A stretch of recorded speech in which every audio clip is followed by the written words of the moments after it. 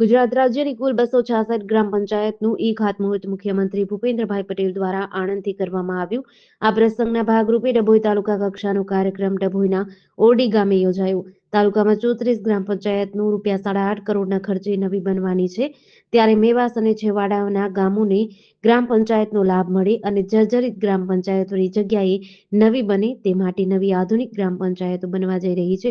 આ પ્રસંગે ડભોઈ ધારાસભ્ય શૈલેષ મહેતાના વરદ હસ્તે ઓરડી ગ્રામ પંચાયતનું ખાતમુહૂર્ત કર્યું હતું. આ પ્રસંગે જિલ્લા વિકાસ અધિકારી મમતા હિરપરા, નાયબ કલેક્ટર ડભોઈ રવિરાજસિંહ પરમાર તેમજ મામલતદાર PR સંઘાડા તેમજ નાયબ કાર્યપાલક ઇજનેર વિનય સોમાણી, જિલ્લા પંચાયત ઉપપ્રમુખ વકીલ અશ્વિનભાઈ પટેલ, તાલુકા પંચાયત પ્રમુખ રાજન તડવી, સરપંચ હરેશ બારિયા, મહામંત્રી દત્તુસિંહ સોલંકી, TDO તેજલબેન રાણા સહિત 34 ગામના સરપંચ અને ગ્રામજનો હાજર રહ્યા હતા. આજરોજ મુખ્યમંત્રી શ્રી દ્વારા સમગ્ર ગુજરાતમાં 2666 ગ્રામ પંચાયતનું ખાતમુહૂર્ત કરવામાં આવ્યું છે, જેમાં ડભોઈ તાલુકાની 34 ગ્રામ પંચાયતોનું પણ ખાતમુહૂર્ત કરવામાં આવ્યું છે. જેને અહીંયા ઓરડી ખાતે જે ડભોઈ તાલુકાનું સૌથી છેવાડાનું ગામ કહેવાય, એમાં આજે આ તાલુકા કક્ષાનો કાર્યક્રમ રાખવામાં આવ્યો છે અને 34 ગ્રામ પંચાયતો, એક ગ્રામ પંચાયતને 25 લાખ રૂપિયા મૂકવામાં આવ્યા છે બજેટ તરીકે. એટલે ₹8.5 કરોડ રૂપિયાના ખાતમુહૂર્ત આજે ડભોઈ તાલુકામાં થવા જઈ રહ્યા છે.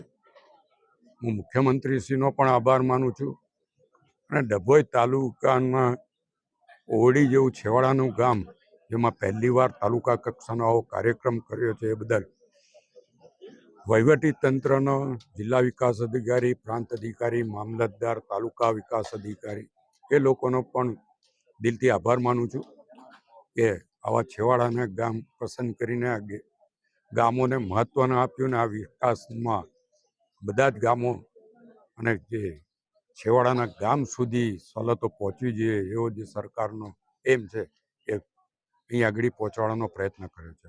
આજના પ્રસંગે મારી સાથે જિલ્લા પંચાયતના ઉપાધ્યક્ષ શ્રી અશ્વિનભાઈ વકીલ, તાલુકા પંચાયતના પ્રમુખ રાજનભાઈ અને જિલ્લા વિકાસ અધિકારી, તાલુકા વિકાસ અધિકારી, પ્રાંત અધિકારી, મામલતદાર સહિત આ વિસ્તારના આગેવાનો અને ચૂંટાયેલા પ્રતિનિધિઓ પણ અહીંયા ઉપસ્થિત રહ્યા છે.